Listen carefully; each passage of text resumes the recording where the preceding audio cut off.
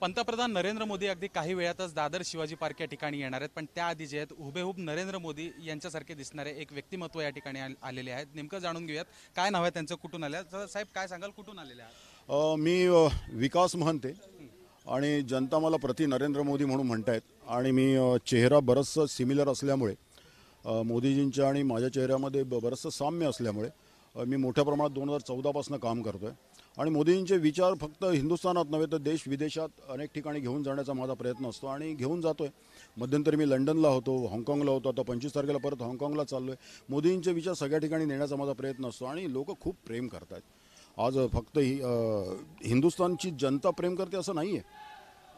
आज जगामध्येच कुठेही मी गेलो ना की लोक तेवढीच प्रेम करतात। आपण मोदीजींना बघतो ना जगात गेल्यानंतर काय होतंय ते, तर हे आपलं सौभाग्य आहे की आज आपल्याला मोदीसारखं एक व्यक्तिमत्व आज आपल्या प्रधानमंत्री म्हणून मिळालेलं आहे। यावेळेला सुद्धा विचार करायला हवा, त्यांनी जे कार्य असामान्य केलेलं आहे हिंदुस्थानासाठी, तर याचा विचार जनतेने करायला पाहिजे। गेल्या वेळेला लहर थी, इस टाइम पे सुनामी लाना है और मोदी जी को प्रधानमंत्री बनाना है। अर्थातच तुम्ही हुबेहूब त्यांच्यासारखे दिसतात, मला एक देवी तशी एक देणगी झालेली आहे, त्याबद्दल तुम्हाला काय वाटतं? नाही, अर्थात हे अप्रूप आहे माझ्यासाठी, साधी गोष्ट नाही आहे। मला वाटतं जगामध्ये एखादी 2-3 चेहरे जरी असले तरीसुद्धा माझ्यासारखं काम मला वाटतं कोणी करत नाही आहे। मी मोठ्या प्रमाणात काम करतो आहे, मग त्या मूवीज असो, वेब सिरीज असो, रियालिटी शो असो, मोठे मोठे इव्हेंट्स असो आणि मोठ्या प्रमाणात कॅम्पेनिंग मी प्रचार मोठ्या प्रमाणात करत असतो आणि लोक अतिशय प्रेम देत असतात। तर हे काम मी करतो आहे, तर नुसता चेहरा घेऊन फिरण्यात मजा नाही, तर तो लोकांच्या कामालाही आला पाहिजे आणि तो माझा प्रयत्न असतो। पहाटे मी जवळजवळ 5:30ला उठतो, वॉक केल्यानंतर वाचन करतो, लेखन करतो आणि पाठांतर करतो। अनेक कविता माझ्याकडे मोदीजींवर आहेत, मतदान करण्यासाठी माझ्याकडे कविता आहेत, काश्मीरवर माझ्यासाठी कविता आहेत ज्या मी पाठ केलेल्या आहेत आणि त्याचं मी अगोदर थोडंसं विश्लेषण करतो आणि ती कविता प्रेझेंट करण्याचा माझा प्रयत्न असतो आणि ते मी करत असतो। तर बस मोदींसाठी सर्वसामान्य माणूस जीव द्यायलाही तयार होईल। आपण बघतो आहोत, आपला एक खारीसारखा वाटा असावा ही मनापासून अपेक्षा आहे आणि म्हणूनच मी 7-7, 8-8 तास आज मोदींसाठी काम करत असतो। अच्छा, तुम्ही त्यांच्यासारखे दिसता, त्यांच्या स्टाईलमध्ये काय बोलाल मतदारांसाठी किंवा महायुतीचे सर्व जे उमेदवार आहेत त्यांच्यासाठी काय बोलाल? पहली बात तो ऐसा है,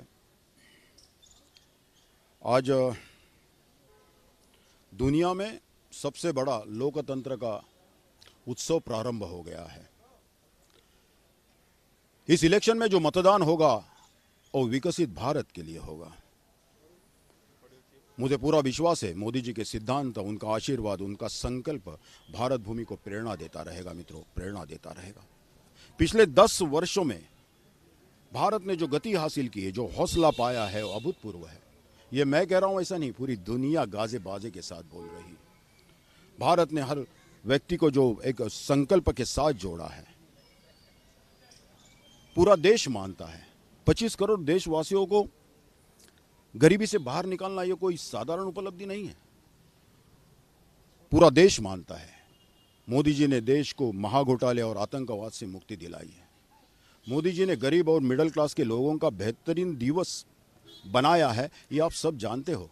इसीलिए मोदी जी के लिए तो मैं यही कहूँगा, मोहब्बत है मोदी तेरे लिए, मोहब्बत है मोदी तेरे नाम से, दीवाने हो गए हैं मोदी तेरे काम से। वोट क्या चीज़ है, जान भी दे देंगे मोदी तेरे लिए शान से।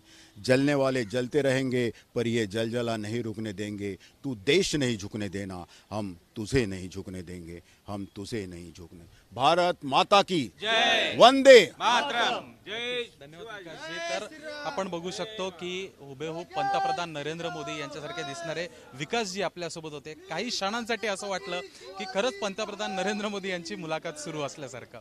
व्हिडिओ जर्नलिस्ट राजेंद्र पवार सोबत मी शुभम उमाळे, जय महाराष्ट्र न्यूज, मुंबई।